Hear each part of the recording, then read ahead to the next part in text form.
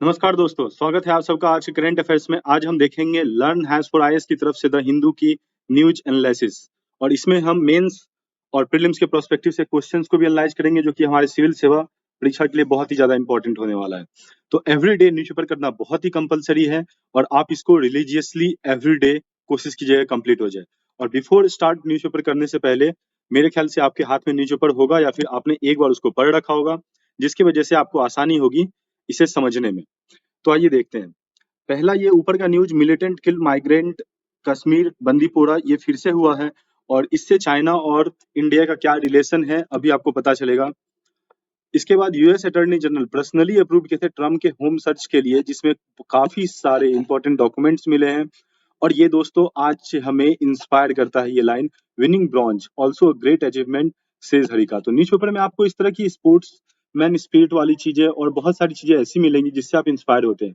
तो आपको इसलिए भी उन चीजों को थोड़ा बहुत पढ़ना चाहिए। तो हरिका ने बहुत अच्छी बात बोली है। ये चेस चैंपियनशिप जो कि चेन्नई में चल रहा था उसमें उन्होंने बोला कि एक्चुअली उन्होंने ब्रॉन्ज जीता, पर उससे उन्हें कुछ बुरा नहीं लगा बिकॉज उन्होंने ब्रॉन्ज जीता और नेक्स्ट टाइम हो सकता है वो इससे अच्छा भी करें। अब देखिए, China avoid unilateral action to alter Taiwan status quo say India. अब देखिए, कल ही मैंने आपको बोला था क्या इंडिया को अपना ताइवान कार्ड नहीं खेलना चाहिए, जो कि शशि थरूर ने बोला था अभी रिसेंटली। तो शशि थरूर के ये बोलने के बाद ये एक्चुअली में नहीं हुआ है। इंडिया को ऐसा करना बहुत ही ज्यादा जरूरी था बिकॉज पाकिस्तान में अभी हमने जो 1267 का टेररिस्ट के ऊपर डेजिग्नेशन लगता है ये यूएन में, यूएन सिक्योरिटी काउंसिल में, तो वहां पे चाइना ने फिर से इंडिया को ब्लॉक किया। अब इसमें बहुत ही इंपॉर्टेंट और रोचक चीज आपको जानने के लिए मिलेगी। न्यू दिल्ली ने जब बोला है कि डिस्कलेट करना चाहिए दोनों कंट्रीज को, न्यू दिल्ली ने यहाँ पे स्पेसिफिकली चाइना को नहीं बोला है पर उनका हिंट उसी तरफ है। ये सब शुरुआत कहाँ से हुआ, जब नैन्सी पॉलिसी अराइव हुई ताइवान में। इसका मैंने एक अलग वीडियो अपने चैनल पे डाल रखा है, अगर आपका मन हो तो आप देख सकते हो। तो ये 2 तारीख को 2 अगस्त को आई। उसके बाद चाइना ने 4 अगस्त से वहां पे ड्रिल शुरू कर दी और 4 से 5 ड्रिल एक दिन में करने लगे वो। इसके बाद उसका जवाब देते हुए ताइवान ने भी उसका आंसर दिया और आंसर देने के बाद जब ये लाइव ड्रिल स्टार्ट हो गई तो ये वार जैसी सिचुएशन बन गई और यूएस की फ्लीट भी ताइवान के पास पहुंच गई साउथ चाइना सी में। अब साउथ चाइना सी इसलिए भी इंपॉर्टेंट है बिकॉज वहां से जो ट्रेड होता है वो नियरली 30 to 40% है। और वर्ल्ड का अगर 30 to 40% ट्रेड हो रहा है तो इकोनॉमी पे कोई भी कब्जा जमाना चाहेगा। ये एक रीजन है जिसके वजह से यूएस को ताइवान ताइवान को किसी भी तरह सेफ रखना है और चाइना को इसलिए चाहिए ताकि वो दूसरी कंट्रीज को स्टॉप कर सके और अपना ट्रेड बढ़ा सके। तो इंडिया ने इस बात को कमेंट करने के साथ ये भी बोला है कि स्टेटस को का मतलब ये होता है कि जिस कंट्री के पास पावर है आप उससे वहां से मत छीनो और अपना काम करो। तो ये बोलने के बाद यूएस ने भी काफी चीजें बोली है। यूएस के इवन एक स्पीकर ने ऐसा बोला कि चाइना को इतना नहीं चबाना चाहिए कि वो खा ना सके। तो इसके साथ देखते हैं दूसरा न्यूज। रिटेल इन्फ्लेशन जो है वो इंडिया का 6.71% हो चुका है। आपको पता होगा मॉनेटरी पॉलिसी कमेटी की तरफ से जो हमारा इन्फ्लेशन का है वो 2 to 6 तक है, यानी कि आप 6 को क्रॉस नहीं कर सकते। अगर आप 6 को क्रॉस करते हैं तो यूएस जैसी कंट्री में वहां के जो गवर्नर हैं इनके सेंट्रल बैंक के, वो रिजाइन कर देते हैं। लेकिन इंडिया में ऐसा कोई प्रावधान नहीं है और एक्चुअली लिखा हुआ वहां भी नहीं है, लेकिन वो रिस्पेक्ट में कर देते हैं। बट ये ऑलरेडी स्टेप लिया गया है ताकि मनी का फ्लो इंडिया में बढ़ सके, इसी वजह से। तो ये इन्फ्लेशन देता कौन है रिपोर्ट, ये एनएसओ देता है, नेशनल स्टैटिक्स ऑफिस, ये याद रखिएगा। और दूसरा ये किसके अंदर है, MOSPI, ministry of statics and programme implementation. तो ये दोनों चीजें आपको याद रखने के लिए बहुत जरूरी है। और ये कैलकुलेट किससे होता है, सीपीआई बास्केट से, कंज्यूमर प्राइस इंडेक्स जो है उसके थ्रू होता है ये। तो अब इसमें यह भी दिया हुआ है कि 6% का जो सेंट्रल बैंक का मॉनेटरी पॉलिसी कमेटी का था वो ब्रीच कर चुकी है। और यहाँ पे मल्टी ईयर हाई इन्फ्लेशन है 6.9, रूरल इन्फ्लेशन 7.09% है और जून में 6.8% अर्बन इन्फ्लेशन हो चुका है जो कि अर्बन एरिया में होगा। तो इस और जून में ये उम्मीद है कि 6.86 भी गया था। तो इन चीजों को देखने के बाद आप देख सकते हैं इन्फ्लेशन ज्यादा है बिकॉज इन्फ्लेशन अगर ज्यादा है तो उसका रीजन है कि हमारे यहाँ पे मनी फ्लो ज्यादा हो रही है। अगर इन्फ्लेशन कम होगा तो मनी फ्लो कम होगा, याद रखिएगा। रसीद रसीद जो है वो एक बहुत ही अच्छे नोवेल राइटर है, इंडियन अमेरिकन है और उनके ऊपर कल को 10 से 15 बार स्टैब किया गया उनके वो एक बुक के लिए, और स्पीच दे रहे थे और जब उनसे वो बंदा मिलने आया तो उन्होंने ऐसा किया। इसके लिए पूरा वर्ल्ड शॉक है। इवन यूके के प्राइम मिनिस्टर, इंडिया की तरफ से, यूएस की तरफ से काफी ज्यादा इन चीजों को कंडेम किया गया है। बीजेपी ने रिजेक्ट किया है डिमांड को 4 कैबिनेट बर्थ के लिए। इसीलिए नीतीश ये बोल रहे हैं कि आपने हमें कैबिनेट में 4 सीटें नहीं दी, इसलिए मैंने आपका साथ छोड़ा है। तो कल जो हम रीजन की बात कर रहे थे, आखिरकार नीतीश कुमार ने क्यों छोड़ा बीजेपी का साथ बिहार में और अलग से सरकार बनाया अ, लालू के साथ, तो उसका रीजन वो ये दे रहे हैं कि 4 कैबिनेट बर्थ नहीं मिला। भगवान ही जाने इसकी क्या सच्चाई है। जे जॉनसन एंड जॉनसन, आप सबने बच्चों बचपन से इसका नाम सुना होगा, क्योंकि हम सब ने इसका पाउडर और बहुत सारी चीजें यूज की है। इवन अभी भी बच्चों के लिए बहुत सारी चीजें हैं जो आ रही है, और स्पेशली इसका जो बेबी पाउडर है जो हल्का सा खुशबूदार होता है, हम सबको अच्छा लगता है। लेकिन उससे दोस्तों कैंसर हो रहा है बच्चों को। कई सारी कंट्रीज में, नियरली 20 कंट्रीज में ऐसा देखने के लिए मिला है। और 20 कंट्रीज में देखने के बाद जॉनसन एंड जॉनसन ने बार बार जब उनके ऊपर केस फाइल हुआ है, 2020 में नॉर्थ अमेरिका में भी हुआ था, उन्होंने अनाउंस किया है कि वो इस प्रोडक्ट को ऑल ओवर वर्ल्ड से अब हटा देंगे। ठीक है, इससे जो कैंसर हो रही है वो है ओवेरियन कैंसर। ओके, याद रखिएगा, इससे जो कैंसर डेवलप हो रही है वो है ओवेरियन कैंसर। अब ये सारे फ्रीबीज के ऊपर पॉलिटिकल पार्टीज अभी लगातार बोले जा रहे हैं। ये सारे उतने इंपॉर्टेंट नहीं है, लेकिन ट्राई कलर का सेल्स बहुत ही ज्यादा बढ़ चुका है। अगर आपने अपने घर में ट्राई कलर नहीं लगाया अभी तक, तो लगा जरूर लीजिएगा। हर घर तिरंगा कैंपेन इस बार जो 75th डे हमारा मनाया जा रहा है, वो 75th ईयर का, उसे और ग्लोरियस बना सकते हैं हम सब अपने घर में तिरंगा लगा करके। और इसके बाद अगर आप इंपॉर्टेंट न्यूज देखो तो सीधा यहाँ पे आइए। Centre file review petition for the eco sensitive zones in supreme court. देखिए, रिव्यू पिटिशन होता क्या है, जिसके ऊपर ऑलरेडी कुछ सुना दिया जा चुका है, जजमेंट हो चुका है, उस उस चीज को फिर से रिव्यू करने के लिए हम रिव्यू पिटिशन डालते हैं।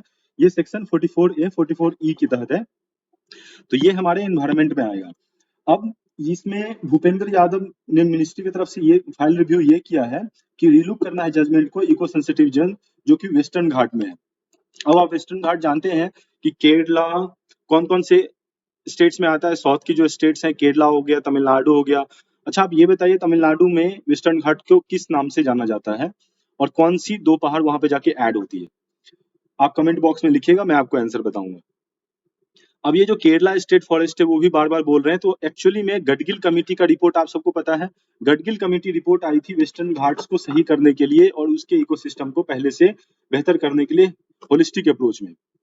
और इसमें रिपोर्ट भी आई थी के कस्तूरी रंगन की, रंगन माधव गडगिल कमेटी। ठीक है, ये नाम याद रखिएगा, पूरा नाम के Kasturi Rangan and Madhav Gadgil committee, 2 committees आ चुकी है। और बफर जोन की बनाने की बात हो रही है, तो वेस्टर्न घाट के लिए मैं आपके लिए एक अलग से वीडियो लाऊंगा। Top court issues notice to most leader. हाँ, यहाँ पे ये न्यूज जो है मोस्ट लीडर को अनलॉफुल एक्टिविटी प्रिवेंशन एक्ट के तहत डाला गया है। तो आपको ये जानना है कि unlawful prevention activities prevention act है क्या, यूएपीए, जिसको हटाने के लिए बार बार बात हो रही है। इवन सिडिक्शन की भी अभी भी न्यूज में एक सिडिक्शन का बारे में लिखा हुआ है, जलील पोस्ट ऑन कश्मीर है, इसके लिए सिडिक्शन केस के लगाना चाह रही है प्रेजेंट की गवर्नमेंट, जो कि सीपीआईएम के लीडर है केरला में। उन्होंने जाकर के पाकिस्तान ऑक्यूपाइड कश्मीर को आजाद कश्मीर बोल दिया है, जो अपने में ही एक बहुत बुरी बात है। और ऐसा करने के बाद आखिरकार देखते हैं उनका ये मौत स्लिप हुआ था, या फिर वो इसके लिए सॉरी बोलते हैं, या फिर क्या होता है। अब सेम न्यूज है, आप देख सकते हैं, ये एक बोट रेस है जो कि पुलिकायम में होता है, व्हाइट वाटर यहाँ पे हो जाती है एक्चुअली में इस सीजन में आकर के कजिकोडे में। तो इसीलिए वहां पे ये बहुत ही ज्यादा फेमस है। ओंगोल ब्रीड के बारे में आपको पता होगा, आपने सुना होगा, जो बुल के साथ जो फाइट होती है, बुल फाइट, स्पेशली जलीकट्टू में हम यूज करते हैं ओंगोल ब्रीड का, और ये ऑल ओवर वर्ल्ड में सबसे मजबूत बैल है। तो इसके साथ एक्चुअली में तिरंगे झंडे को फहरा रहे हैं। तो ये गर्व की बात है कि लोग, वहाँ के जो लोकल लोग हैं, अब ट्राई कलर को फहराने के लिए एक अलग तरीका भी अपना रहे हैं। अब देखिए, ये इंपॉर्टेंट है, शशि थरूर एक बहुत ही माननीय पर्सन है ये, क्योंकि इनके कमेंट्स मैटर करते हैं ताइवान वाले में, जैसे मैंने आपको बताया था। इन्होंने बोला इंडिपेंडेंस जो वर्ड है वो एक अमेरिकन ने कितने प्यारे शब्दों में लिखा हुआ है, जिनका नाम है मिलिरड टैबोट। इसको मैं आपको संक्षेप में बताता हूँ, और उसे हमें भूलना नहीं चाहिए। इन्होंने ऐसा क्यों बोला है, जब इंडिया में इंडिपेंडेंट का 75वां साल हो रहा है, तो वो पहले दिन जो लिखा गया था, एक्चुअली जो इन्होंने लिखा था 2004 में, फिलिप्स टैलबोट वो एक्चुअली नहीं रहे और उन्होंने इसका ऑडियो प्रसारण भी किया था, लेकिन इनकी जो वाइफ है उन्होंने इस चीज को लिखा है और इनका कहना ये है कि राइजिंग इंटॉलरेंस जो बढ़ रही है वो नहीं होना चाहिए। और शशि थरूर बोलते हैं उन शब्दों से हमें ये सीखना होगा कि हमें अपने पॉपुलेशन को सही तरीके में कैसे यूज करना है और अपने आप को एक प्रॉमिस करनी है कि हम इंक्लूसिवनेस, प्लुरलिस्ट, डेमोक्रेटिक जो इंडिया है, महात्मा गांधी जिसे जिसका सपना देखते थे, हम उसका आजादी के अमृत महोत्सव पे सही से बढ़ावा दे सके। अब यहाँ पे कल का न्यूज के ऊपर ही है, ये द हिंदू की तरफ से आर्टिकल आता है, India must continue try to dis designate terrorist and not lose faith in the process। उनका ये कहना है कि हमें यूएनएससी पे भरोसा रखना चाहिए, यूनाइटेड नेशन सिक्योरिटी काउंसिल पे। पर दोस्तों एक क्वेश्चन है, आप मसूद अजहर से लेकर के अभी तक देख चुके हो 1267 कि मैंने आपको पहले ही बताया था, उसमें टेररिस्ट को एक टेररिस्ट घोषित किया जाता है जिससे वो वर्ल्ड भर में मूव नहीं कर सकते, उनके सारे के सारे एसेट्स फ्रीज होते हैं, लेकिन वो बार बार रोका गया है चाइना के थ्रू स्टार्टिंग से ही। तो इसलिए हमें इंडिया यहाँ पे कहीं ना कहीं थोड़ा होप यूज कर रहा है, लेकिन यहाँ पे इंडिया को बोला गया है कि आप ऐसा नहीं करें। और यही एक कारण है जिसके कारण से इंडिया ने ताइवान कार्ड खेला है और बोला है कि दोनों कंट्रीज को डिसंगेज करो। इससे इंडिया साफ तौर पे दिखा रहा है कि इंडिया अब ताइवान के साथ है। ओके, तो इंडिया यहाँ पे ताइवान कार्ड खेल चुका है। अब इसमें देखेंगे चाइनीज जो सेटेलाइट ट्रैकिंग शिप है वो श्रीलंका हम्बनटोटा पोर्ट के पास है, जो कि एक बुरी बात है इंडिया के लिए, क्योंकि वो इंडिया का पूरा अनुमान लगा सकते हैं इससे। और इंडिया ने इसके लिए प्रोटेस्ट भी किया, जिसपे चाइना के जो फॉरेन अफेयर्स मिनिस्टर है वांग यी, उन्होंने बोला कि किसी भी दूसरी कंट्री को तीसरे कंट्री को कंपल्स नहीं करना चाहिए कि वो वहां से उनके कुछ प्रॉपर्टी हटाए। आप जानते हैं हम्बनटोटा पोर्ट अभी 99 ईयर के लीज के लिए चाइना के पास है, जो कि इंडिया के लिए एक प्रॉब्लम है। लश्कर तैयबा डिप्टी चीफ अब्दुल रहमान मखई इनके ऊपर लगाया था, जो कि एलईटी और जेईएम के चीफ हैं। और सेवरल ऐसे इंसिडेंट हुए जैसे कि मसूद अजहर ले लो, और उसके बाद हाईजैक किया था इन्होंने एयरलाइंस को मसूद अजहर को छुड़ाने के लिए IC 814 होल्डिंग नियरली 200 सिविलियंस को, तब कांधार में प्रॉब्लम हुई थी। अब इसके बाद 14 आउट ऑफ 15 मेंबर्स, जो कि मैंने आपको कल ही बताया था, वो एग्रीड थे, बस एक चाइना था जिसने स्टॉप कर दिया। तो आपको पता होगा P5 में 5 कंट्री हैं और उसके साथ 10 मेंबर हर एक 2 साल के लिए चूज होते हैं, जिसमें इंडिया अभी एक मेंबर भी है। और इन दोनों को मिला के होता है 15, जिसमें से 14 मेंबर्स एग्री थे कि हमें उन्हें टेररिस्ट डेजिग्नेट करना चाहिए, लेकिन चाइना ने एग्री नहीं किया। तो चाइना का, इसीलिए चाइना को उन्हीं के शब्दों में हमें जवाब देना चाहिए। इवन FATF ग्रे लिस्ट की बात है, जिसमें पाकिस्तान को बार बार बचाता रहता है चाइना।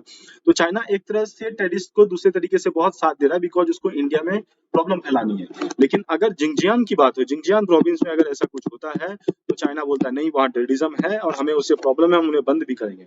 सो दोस्तों इस आर्टिकल से हमें एक और सीख मिली कि एक्चुअली न्यूज़पेपर में आर्टिकल रिपीटेड होते रहते हैं, जिससे हमें इशू के बारे में बहुत ही अच्छा नॉलेज मिलेगा और इससे हमारा ज्यादा ओवरव्यू अंडरस्टैंडिंग भी बनता है। तो इसीलिए हमें आर्टिकल्स को डेली हल्का थोड़ा बहुत पढ़ना चाहिए। नेवर एंडिंग फाइट, ये फ्री स्पीच के लिए है। फ्री स्पीच कौन से आर्टिकल में आएगा? आर्टिकल 19 और 21 आपको बताना है। एक्चुअली ये क्वेश्चन भी था इस बार। तो एक्चुअली ये दोनों आर्टिकल को कंक्लूड करता है right to speak 90 article 19 section 3, और उसके साथ है आर्टिकल 21 राइट टू लाइफ में भी। तो ये एक्चुअली जय भीम जो मूवी आई थी उसके ऊपर है। जय भीम मूवी में सेक्शन 295 के तहत FIR लगा था एक्टर सूर्या के ऊपर।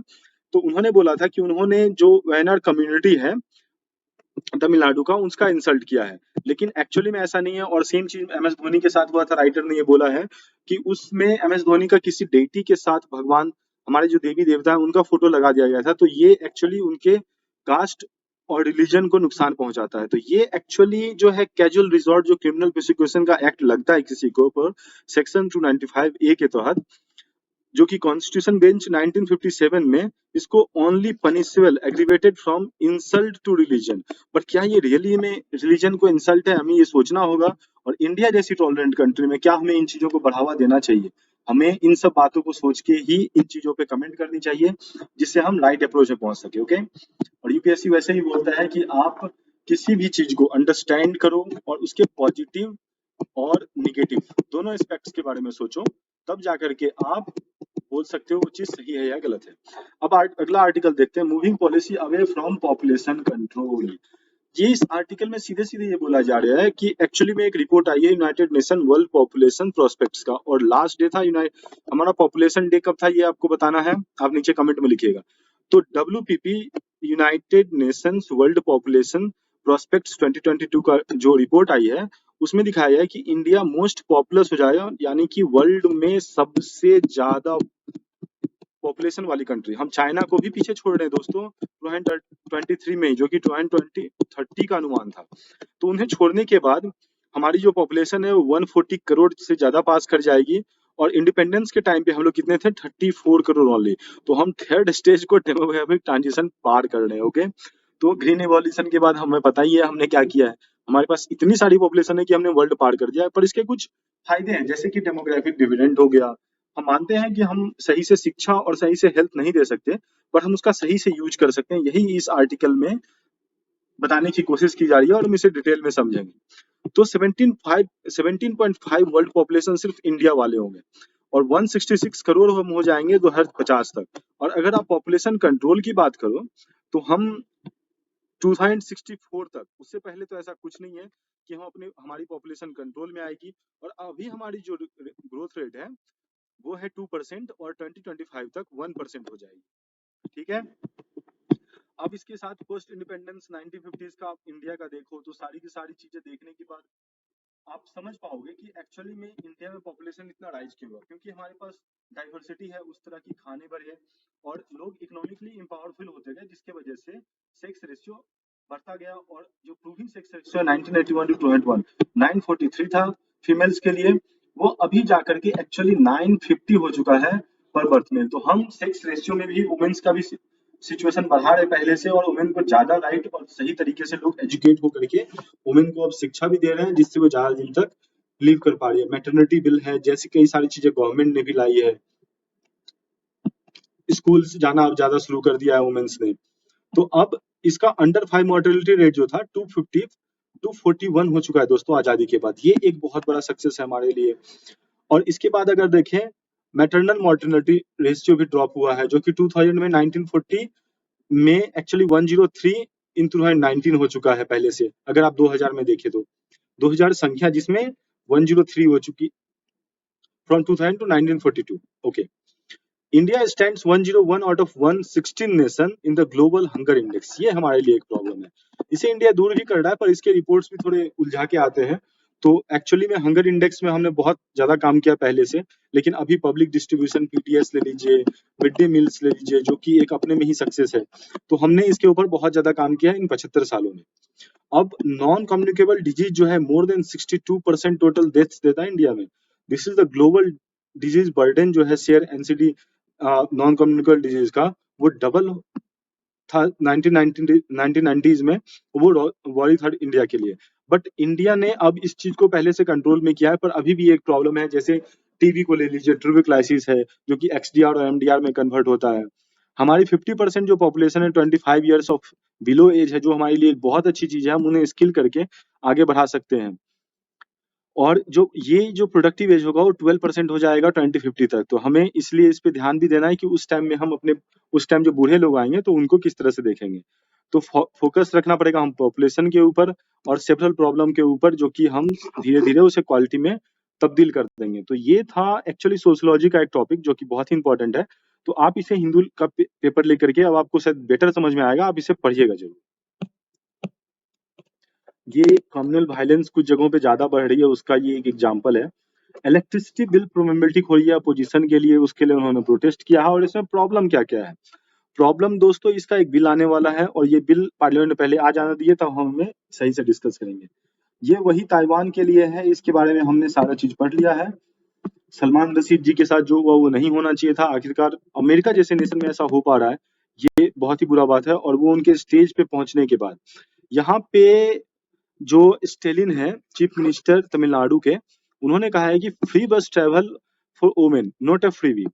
यस, ये यहाँ पे बहुत ही सही है और वुमेन्स की इससे 10 से 12% की आय बचती है। बट ये एक स्कीम है, ये एक फ्रीबी नहीं है।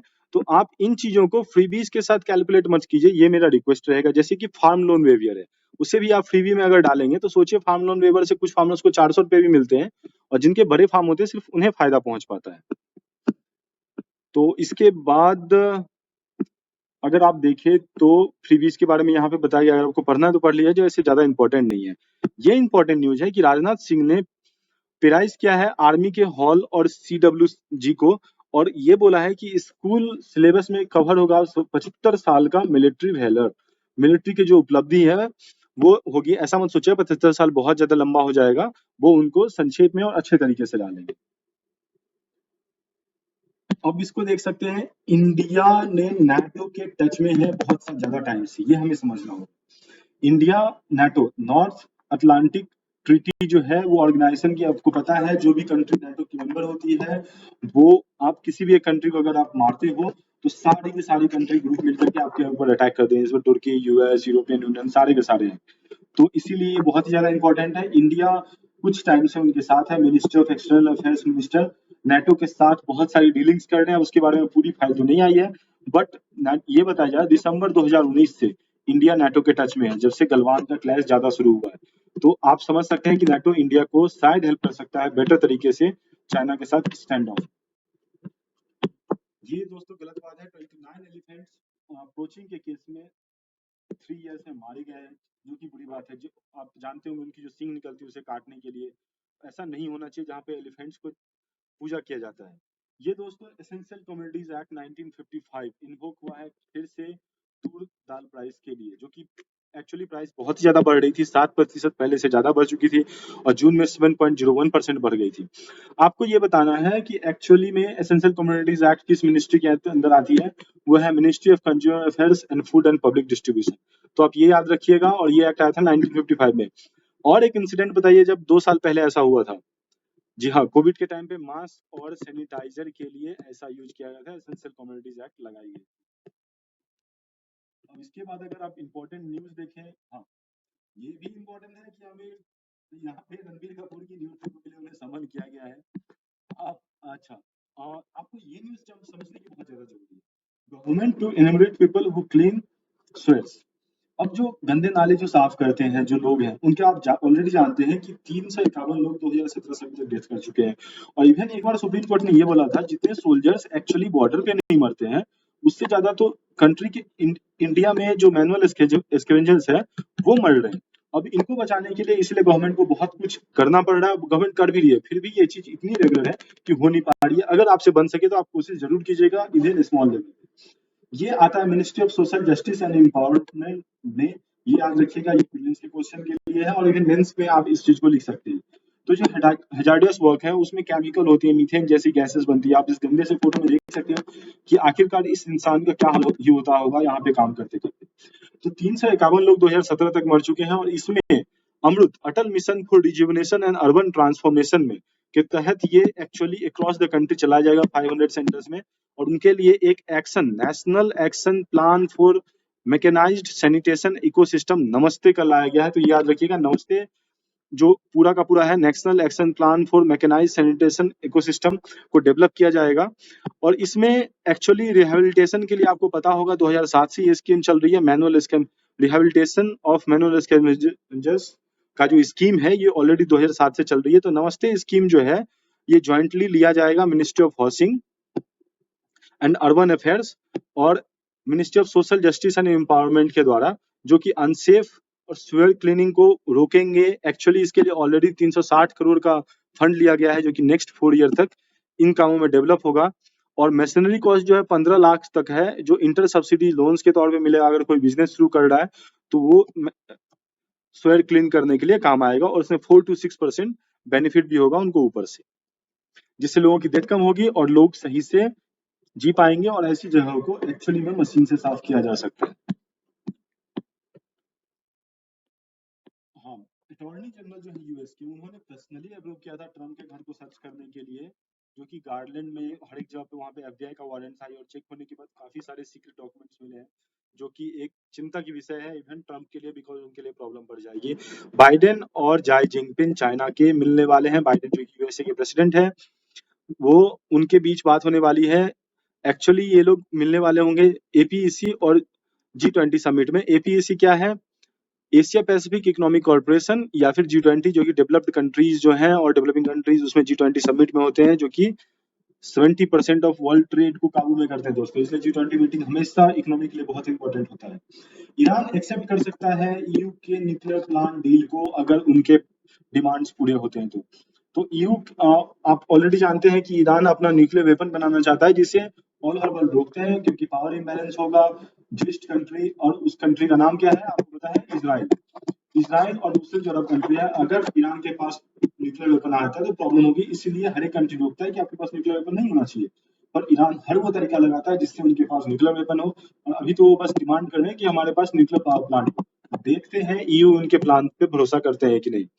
यूएस और इंडोनेशिया एक और जवाब देते हुए चाइना को कि बेटा चाइना, अपने एक्टिविटी कंट्रोल में रखो। ताइवान के साथ वो ड्रिल कर रहे हैं जिसमें मोर देन 5000 यूएस पर्सनल और इंडोनेशिया के होंगे, और वो ड्रिल बहुत एक्टिवली करेंगे जिससे कि चाइना को ये पता चल सके कि वो अभी वहां पे कंट्रोल नहीं कर रहे हैं। ये जो दोस्तों तमिल मदर्स एक्चुअली श्रीलंका के, उन्होंने आस्क किया है जो इंडिपेंडेंस की वार हुई थी उसमें वो हमारे बच्चे कहाँ हैं और ये जो सोल्जर्स थे तो उनका क्या किया गया। तो ये क्वेश्चन बहुत ही वैलिड है और शायद श्रीलंका को कुछ ही दिनों में इसका जवाब देना पड़े। अफगान में गर्ल्स को एजुकेशन में नहीं मिल रहा है, सप्रेस किया जा रहा है तालिबान के अंदर, जिसकी वजह से 26% डिप्रेशन दिखा रहा है। और ये सच है, अगर आपको अपने घर में बंद रखोगे, फ्रीडम नहीं दोगे तो ऐसा ही होगा। इंडस्ट्रियल आउटपुट स्लो हो चुका है हमारा 0.14% से, बट उम्मीद है कि वो आगे बढ़ेगा बिकॉज अभी कोई त्योहार नहीं है इंडिया में, अदरवाइज वो बढ़ गया होता। कॉर्पोरेट टैक्स की जो रेवेन्यू है वो 34% बढ़ी है। एक्सपोर्ट बढ़ा है 2%, जो कि अच्छी बात है। और जानते हैं आप कि इन्फ्लेशन इतना ज्यादा है, रुपये की वैल्यू कम हो रही है, तो उसमें भी हमारा एक्सपोर्ट बढ़ता है क्योंकि बाहर जो सामान जाता है वो सस्ते दामों पे ले सकते हैं लोग। इसीलिए हम लोग बार बार यूएसए बोलता है कि हम करेंसी मैनिपुलेट कर रहे हैं, पर एक्चुअली में अभी करेंसी तो मैनिपुलेट नहीं कर रहे हैं, हमें मार्केट में पैसे डालने की जरूरत है जिसकी वजह से बढ़े, और मार्केट में जब भी पैसा बढ़ेगा तब इन्फ्लेशन बढ़ेगा। ओके, सीमेंट ज्यादा बढ़ा है, और ये इसी के साथ हम आ गए स्पोर्ट्स न्यूज में। और जो मैंने आपको बोला था कि एक्चुअली में हम इथिकल और मोरल तरीके से हम इंस्पायर हो सकते हैं स्पोर्ट्समैन की बातों से। तो जैसा यहाँ पे हरिका ने बोला है कि ब्रॉन्ज जीतना भी एक बहुत बड़ी अचीवमेंट है, तो आप उसे कम ना समझें। वुमेन्स आईपीएल मैच होगा 2023 में, इंडिया में बीसीसीआई कंडक्ट कर रहा है, तो हम उन्हें देखेंगे। और लक्ष्मण जो कि हमारे एक बहुत ही अच्छे क्रिकेटर हैं, वो जिम्बाब्वे के हेड कोच बनने जा रहे हैं। अभी तो एक्टिंग है, लेटर फ्यूचर में देखते हैं क्या होता है। ओके, तो इस फाइट से हमें कोई लेना देना है नहीं है। Okay, so thank you guys, thank you for watching it. अगर आपको वीडियो पसंद आया हो तो इसे सब्सक्राइब जरूर कीजिएगा, बिकॉज इससे मेरा बेनिफिट है, आप जानते हैं क्यों। इससे मुझे मॉनेटरी बेनिफिट होगी। और वीडियो को लाइक जरूर कीजिएगा, और वीडियो को अगर आपने अंत तक देखा है तो थैंक यू उसके लिए।